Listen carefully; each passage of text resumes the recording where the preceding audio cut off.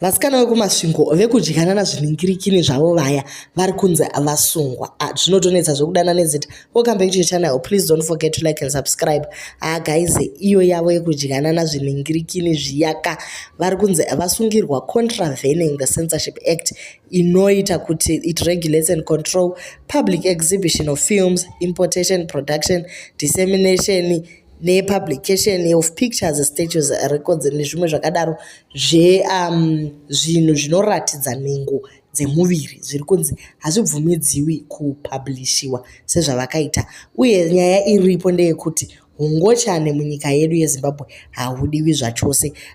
Vanhu vazhinji vangati tachashamisika zvachose kuti ko vanhu vakanyararira chii, hungochani hwakatanga rini kubvumirwa zvokuti vanhu vangatoita vapedza ipapo vakazoita live on top of that vachibvunza vanhu kuti zvine basa rei zvatiri kuita izvi. So is this normal? Hazvisi normal. This is societal decay. Chii chakadaro chokwadi hazvibvumidziwi munyika yedu izvozvo.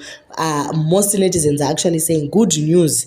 It is something that we were waiting for. Imagine kuti they are 11-year-olds with phones and sometimes they unintentionally open mama videos vachifunga kuti zvinhu zvine musoro posangana nezvakadai. So zvinodzidzisa chii?